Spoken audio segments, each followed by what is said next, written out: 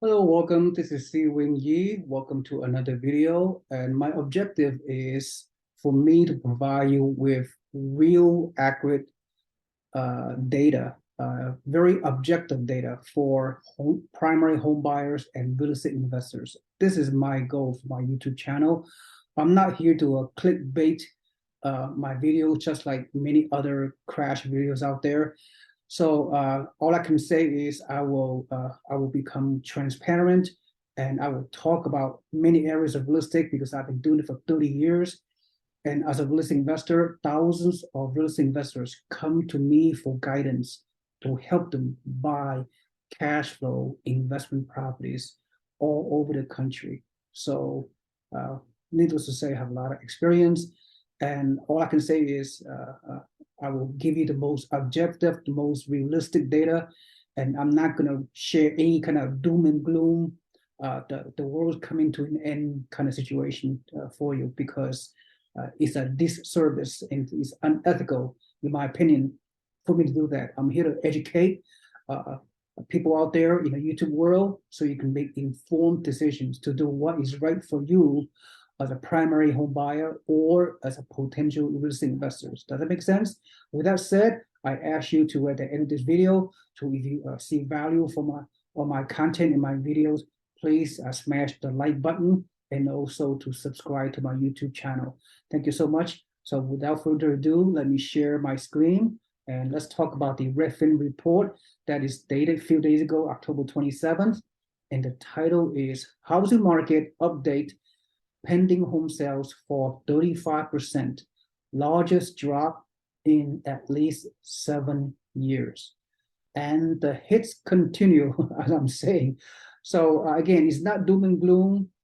It's not a crash video, nothing like that. But I'm just gonna, for this video, I'm gonna give you my recap, my summary, my thoughts, my opinion about with respect to this article.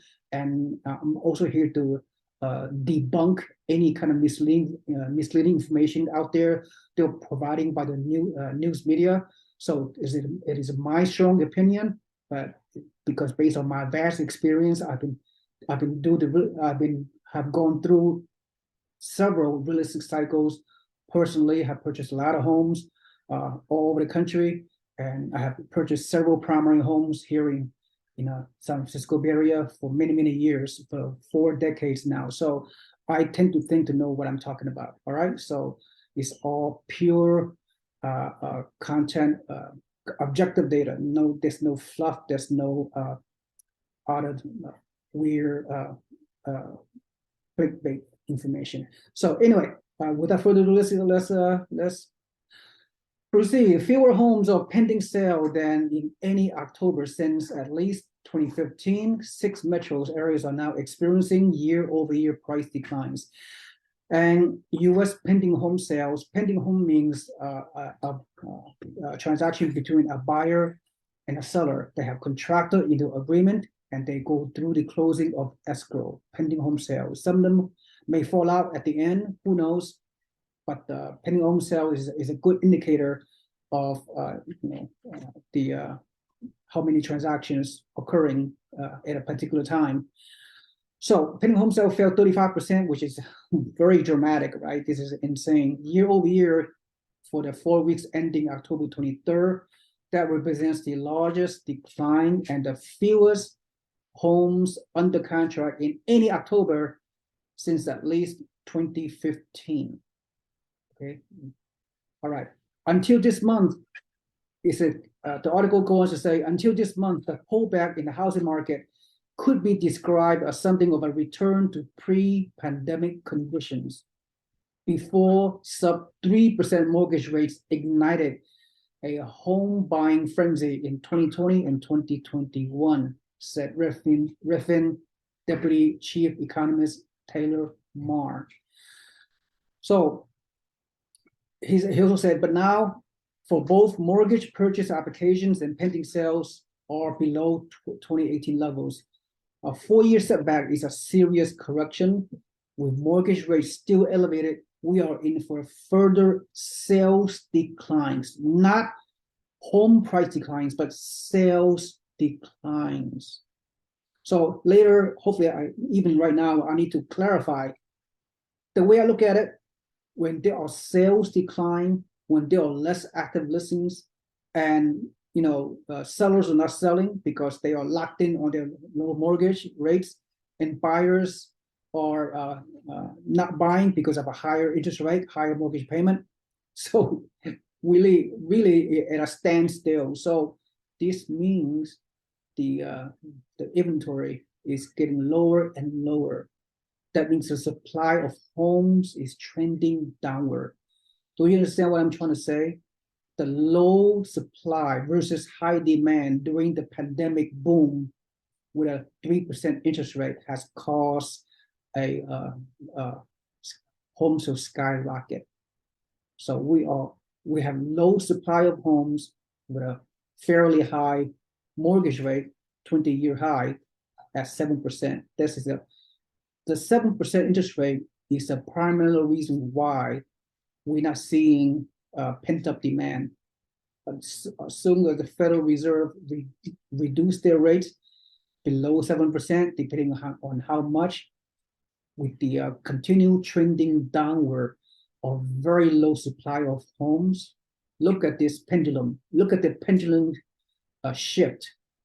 So let me remind you folks. Remind you folks. You know the fundamentals. The real estate market is usually very robust, right? But right now it's not robust because of the Fed just crashing the real estate market. The Federal Reserve with a 7% rate right now. All right. So very low supply inventory trending downward. And I will share that with you. So hopefully you understand what I'm trying to say. So let me go through the share my screen again. Let's go through the article. Every set of market conditions come with its own trade-off, said Sacramento Redfin real estate agent Michael Sendejas. He also, furthermore, he said, in the spring, buyers had to race and wager over homes that flew off the market within a week. Today, obviously, many homes are staying on the market for a month or two. While mortgage rates are much higher now than early this year, buyers have opportunity to negotiate. We have gotten sellers to agree to a lower price and to provide a credit, which enables the buyer to buy down the mortgage rate to below 6%. So buying is not so bad either right now, even in this higher interest rate environment. Of course, every situation is different. If you can afford to buy, if it's the right time to buy a primary home, then buy, right? You can always refinance later, right? Date the interest rate, marry the house. I know that sounds very cheesy, but it's all right. So let's go over the graph, what we just discussed. Largest drop in pending sales in at least 8 years. See the tremendous steep reduction, and it's going to continue as long as the interest rate remains at or somewhere around 7%, give or take.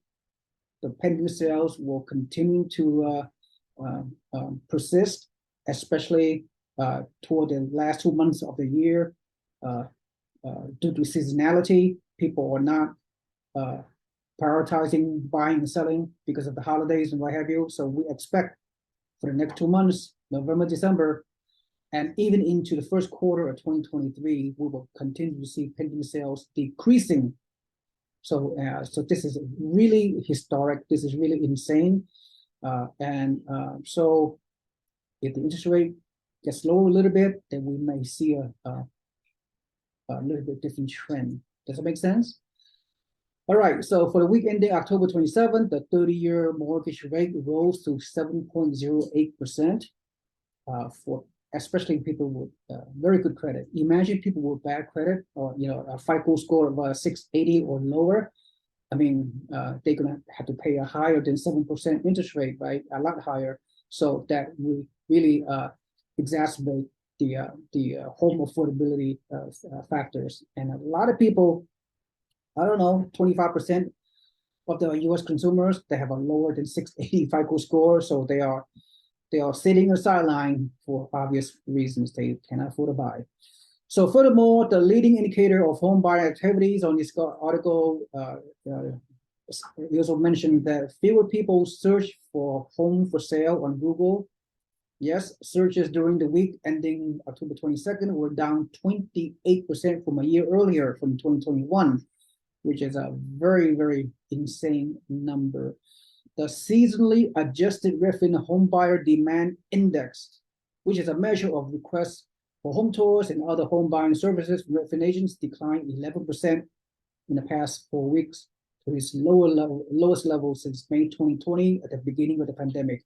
And the index was down 35% year over year. So that's what's happening with the home tours. And let me see what else. Let's go over the 400 US metro areas. Let's see what some of the things that we need to highlight. The median price of a home is $365K, which is still up 5% year over year. You know what this means? It means that from a year to year basis, home prices have not decreased, technically speaking. Although it says right here, but down 7% from a record high 392, but it's down from 5% to 7% in a few months. But still, year over year, the home prices nationally still have gained appreciation. There was no actual annual decline, even though there's all kinds of trending downward information that we've been hearing, not just today, but over the past 6-7 months. Still, year over year, with the 400 US metro areas, year over year from 2021 to 2022, home appreciation are still up 5%. All right, so now I know it's trending downward, so who knows? 2023, if the trends continue downward with the decreasing prices, then we may see a lower appreciation market for 2023 and beyond. Who knows? Okay, home sales fell from a year earlier in 6 metro areas. They are San Francisco, where I live, Salt Lake. No, not Salt Lake, Lake County, Illinois. I have no idea where it's at. Oakland, yes, that's close to where I live. San Jose, yes. Oh, California, wow. no surprise there. As you know, California has been, always will be a cyclical market. So, big jump, big downward fall. So, anyway, let me see what else. Among metros areas with at least 500 pending sales during the period, pending sales fell the most from a year ago are LA, Las Vegas, Miami, Seattle, Jacksonville, and Portland. What this kind of tell you that these were back in 2020 and 2020 during the pandemic. These were boom times, right? These selected areas have seen dramatic, record-setting, skyrocketing home price gains. So for that reason, they're going to come down more than other metro markets. So that's pretty obvious. So no surprise there. LA, Vegas, Miami, Seattle, Jacksonville, and Portland. But just so you know, this is a short-term correction, as you know, right? I hope is short-term. Short-term meaning this year, maybe part of next year. So good positive things are bound to happen. I hope so. We don't know. In the next couple of years. The median asking price of newly listed homes were 8% higher than a year ago, but down 7% from May because of the sudden rise, skyrocketing rise of the interest rate from 3.5% to 7%.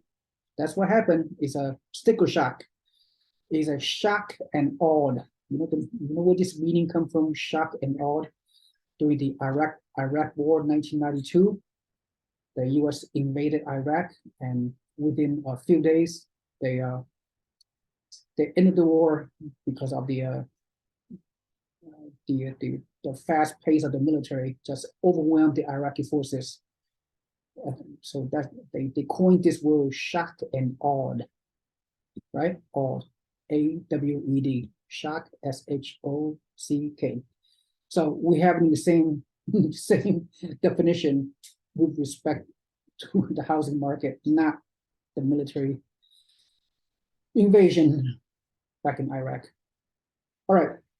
So because of the monthly mortgage payment on a medium asking price home climbed to a record $2,542 at the current 7.08 mortgage rate, up 48% from 1712 a year earlier when the mortgage rate were 3.14%, and up from a recent low of 2187 during the 4-week period ending August 14th.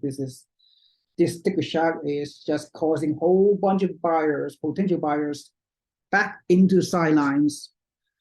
So right now we have 40-year home affordability situation, very historic. All right, let me see what else. Pending home sales were down 35%, which is the headline of this article, the largest decline since 2015, as we mentioned.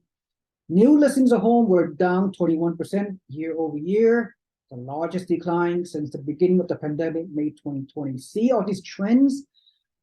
Listings decline, pending sales decline, all those.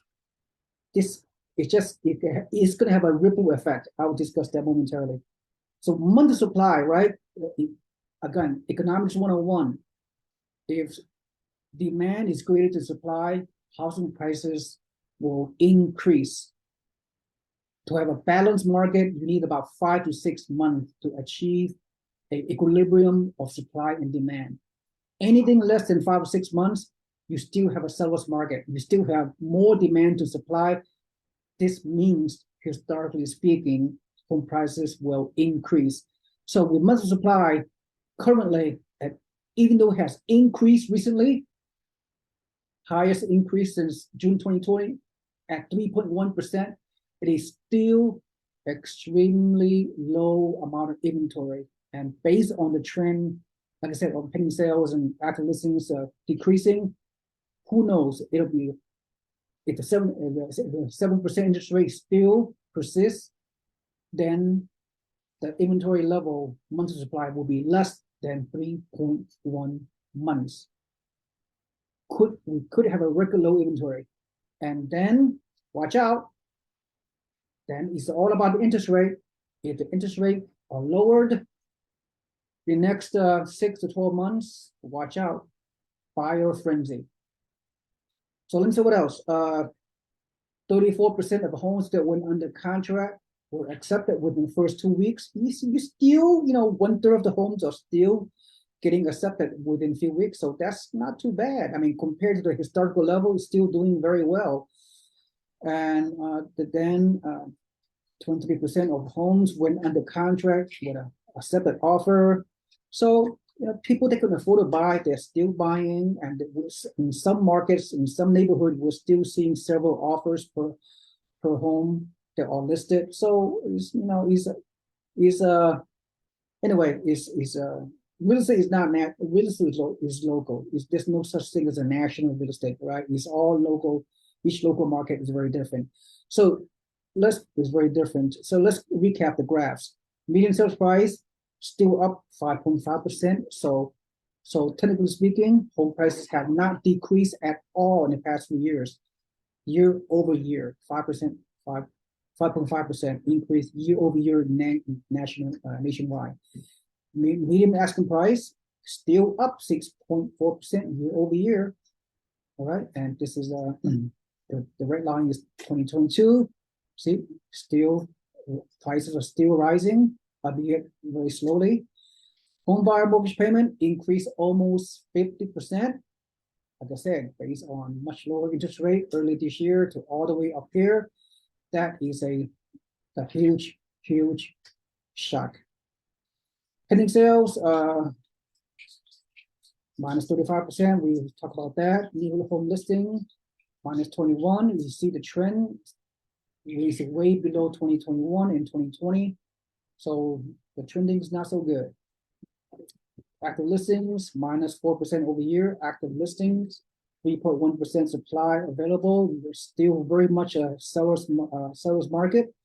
Still, technically speaking, prices should increase in many markets. Okay, I think we have covered most of the important. Here's my takeaway. My takeaway is, okay, I mean, if you're a primary home buyer, if you can afford a home, if you have good cash reserve, if you have a good stable job, if you have a down payment, very good credit, you like the house you want to buy, you love the house you want to buy, by all means buy. Especially you need to have this commitment to stay at your home at least 5 to 7 years or more, right? That that's the ideal situation. But to some of you, I understand you want to wait until things get better. Who knows? But it's a personal choice. I'm not going to sit here and just you know tell people not to buy or to buy whatever. It's not up to me. So you have to go over your personal situation, your goals, whatever, to make an informed decision based on accurate data that you get from many type of uh, educational venues. And as for real estate investors, just because all this negativity out there, whenever there's a crisis, there's always an opportunity to buy. But you have to pick the right market, study the specific market, crunch the numbers, work with a team of trusted professionals, buy in a market, especially your mom and pop investors out there. You need to buy the lowest entry level homes in the most affordable market. A market that is growing very fast, population growth, job growth, and you want to be sure the rent covers your debt service, your payments, whatever, and still have a cash flow based on 25% down payment at 7.5% for investors. But there are pockets of opportunity in many locations, especially in the Midwest, in the South and Southeast, where the homes are still pretty affordable and the rental market is very strong, the path of growth, suburban markets. Those are kind of metrics. But if you want to learn more, go ahead and just subscribe your email into my website below, and you will become a free newsletter member of our real estate community, the Real Estate Network. Meanwhile, as we conclude this video, if you see value in this video, just smash the like button and also subscribe to my YouTube channel. So I will continue to provide weekly owner-occupied primary home buyer education and also real estate investing information for any one of you out there that want to convert yourself into a real estate investor. Thank you so much. This is Si Wing Yi, and I will see you on the next video shortly. Have a nice day. Bye.